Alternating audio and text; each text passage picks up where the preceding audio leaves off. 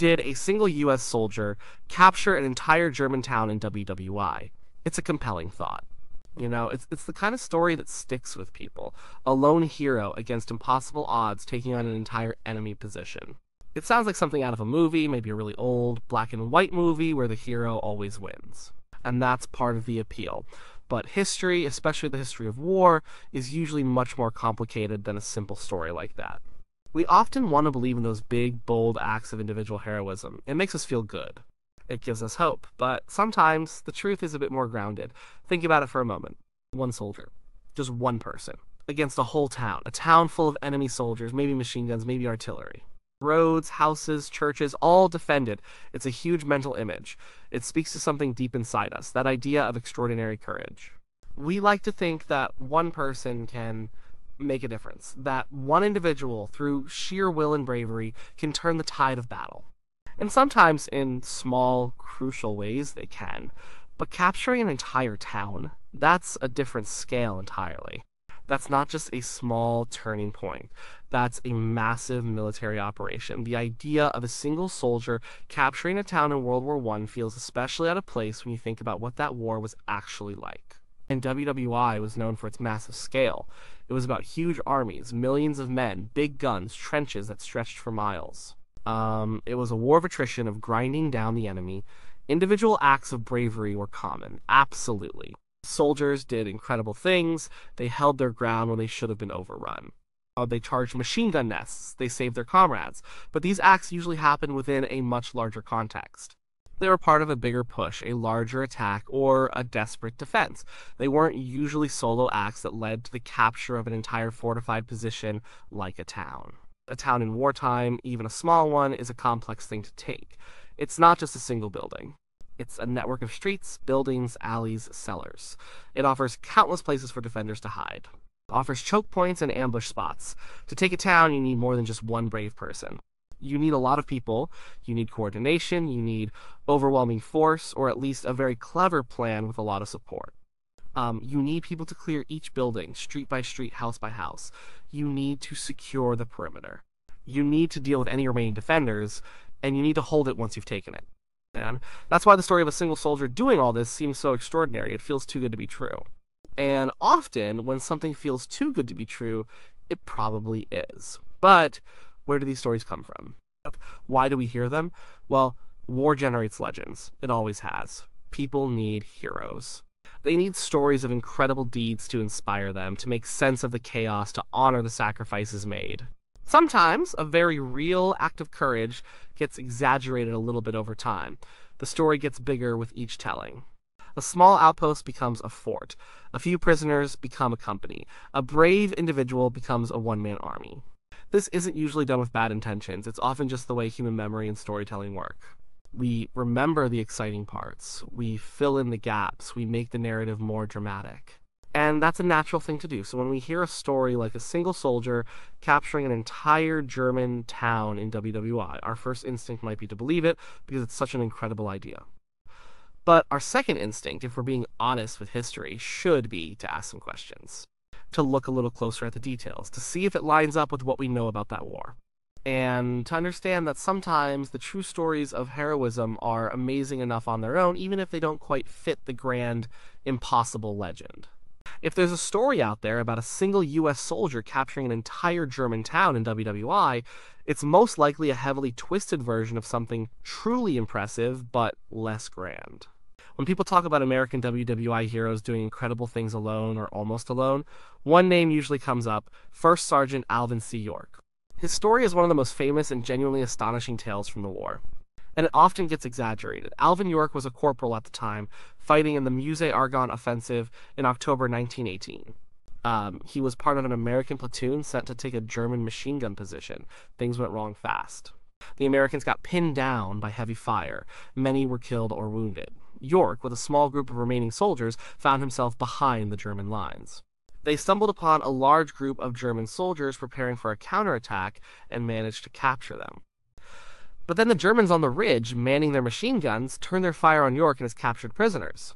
What York did next was truly unbelievable. He used his rifle with incredible skill, targeting the German machine gunners one by one. He took out multiple gunners from a distance. Then, when 6 German soldiers charged him with bayonets, he drew his pistol and shot them all. Um, he was an amazing shot, a turkey hunter from Tennessee, and he put those skills to use in a way no one could have imagined. His commanding officer, a German major, saw what York was doing and surrendered the entire force, hoping to save his remaining men. In the end, York, with the help of the few men he started with, marched back to American lines with 132 German prisoners. He had personally played a huge part in capturing that many men and silencing a dangerous machine gun nest. This was an incredible act of bravery and skill. He was awarded the Medal of Honor, and rightly so.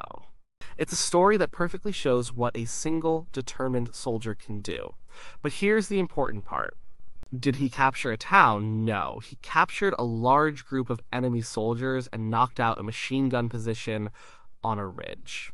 He didn't clear streets, secure buildings, or establish control over an entire populated area. What he did was incredible. It saved lives. It allowed the American advance to continue.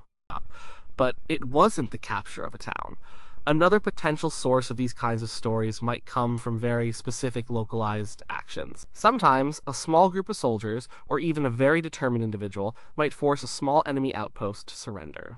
Maybe it's a pillbox, a trench section, or a farm building being used as a strong point. If you take that one strong point, and the enemy retreats from the immediate area, it might feel like a capture in a very limited sense. Over time, that strong point could easily become an outpost, which could become a village, which could become a town in the retelling. For example, there were many instances where U.S. Marines or Army units pushed into small French or Belgian villages that were held by the Germans.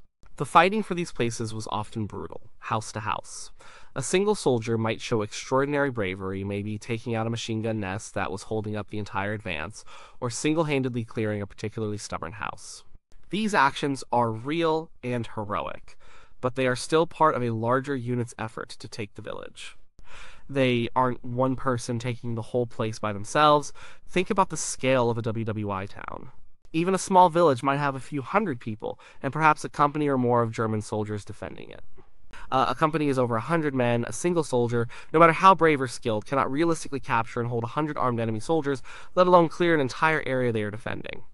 They don't have enough bullets. They don't have enough hands. They don't have enough eyes. And they certainly don't have enough backup to deal with the inevitable counterattack. So, while the stories of heroes like Alvin York show the immense impact one person can have, they also show the limits. Alvin York captured over 100 prisoners, which is astounding, but he did it in a specific situation where he had the element of surprise, incredible accuracy, and the tactical context of a larger battle around him. And he did not capture a town. The difference between capturing prisoners in the field and capturing a fortified town is immense. These stories, while exaggerated, often spring from a kernel of truth, the incredible courage shown by soldiers. It's important to remember what they actually did, because that reality is often just as inspiring, if not more so, than the legend. It highlights the human element in a war known for its industrial scale. To understand why a single soldier capturing an entire German town in WWI is virtually impossible, we need to look at what combat was actually like during that period. WWI was a brutal industrial-scale conflict. It was defined by trench warfare, massive artillery barrages, machine guns, and coordinated attacks involving thousands of men.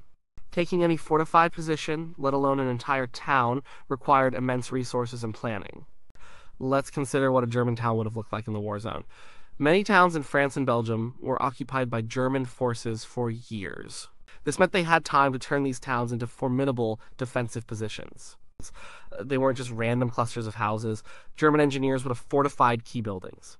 Stone houses could be turned into strongpoints with sandbags, loopholes for rifles, and machine gun nests placed in strategic windows or cellars. The churches, with their sturdy walls and often elevated positions, made excellent observation posts and sniper positions. Cellars provided shelter from artillery and places to hide from advancing infantry. Streets could be barricaded, mined, or set up as kill zones. Think about the defenders. A town would not be held by just a handful of soldiers. Even a small village might have at least a company of infantry, maybe 150 to 200 men. A larger town could easily have a battalion or more, potentially 1,000 soldiers, along with support staff. These soldiers would be equipped with rifles, grenades, and crucially, machine guns. The Maxim machine gun, used by the Germans, was a devastating weapon. A few well-placed machine guns could halt an entire attacking company, or even a battalion. It's called mopping up. and it requires multiple men working together, using grenades, rifles, and bayonets to clear each room and each floor. One soldier cannot be in multiple places at once, and they cannot clear a building without exposing themselves to return fire. They need to guard all approaches, defend against counterattacks, and manage a huge number of prisoners. This is logistically impossible for one person. The logistics of an attack on a town were massive. Before any infantry attack, there would usually be a prolonged artillery barrage, sometimes lasting for days. The goal of this barrage was to soften up defenses, destroy fortifications, cut barbed wire, and demoralize the enemy. Then, infantry would advance, often in waves, trying to overwhelm the defenders. They would move under fire, needing support from their own machine guns, mortars, and sometimes tanks later in the war. Engineers would be needed to clear obstacles. Communications would need to be maintained. Supply lines for ammunition, and food would be essential. A single soldier has none of this. No artillery support, no backup, no way to maintain communications, no way to resupply ammunition once their initial load runs out. They might carry a few hundred rounds, maybe a dozen grenades. That's enough for a small skirmish, but not for an entire town.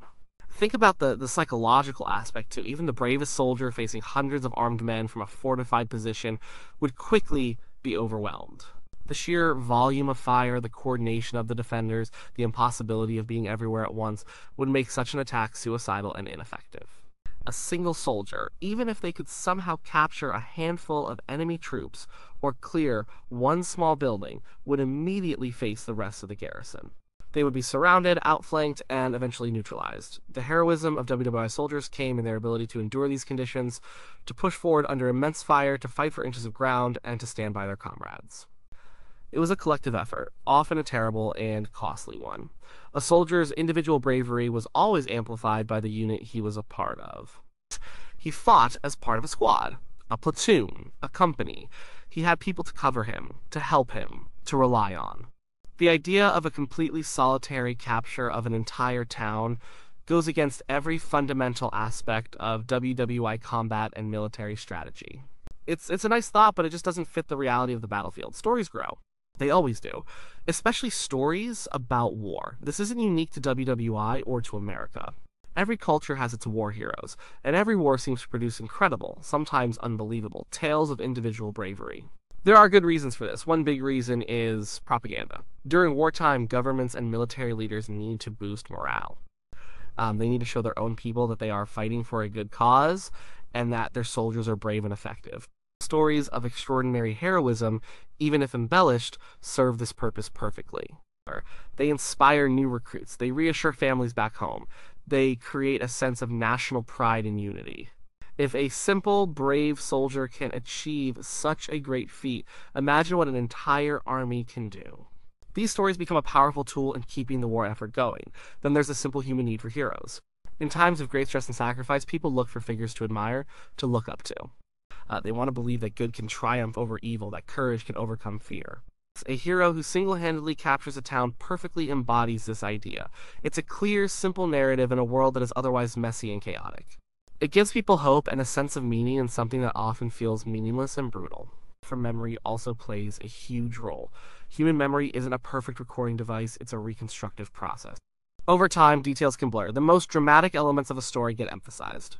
The less exciting, but more realistic, details might fade away.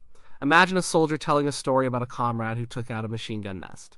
When he tells it the first time, it's precise. A few months later, he might emphasize how many Germans were there. Years later, to his grandchildren, it might become an entire trench line, or even a whole sector of a village.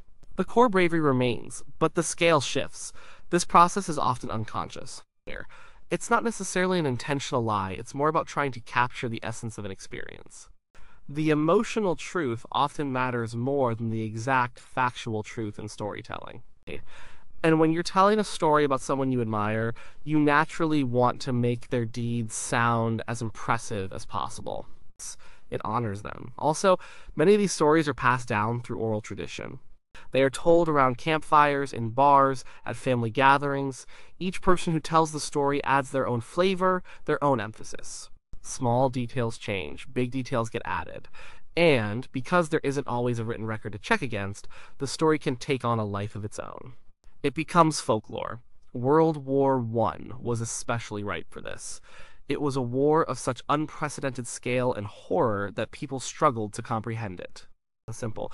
Heroic narratives offered a way to process the unfathomable. Soldiers like Alvin York really did achieve amazing feats, but even their already incredible stories sometimes grew larger in the public imagination. The actual count of 132 prisoners is mind-boggling enough, but the brain sometimes wants to make it even grander, to turn that into something even more comprehensive, like taking a whole town. It's a psychological shortcut. Sometimes a misunderstanding can lead to a myth. A soldier might say, "We took the town," meaning his unit.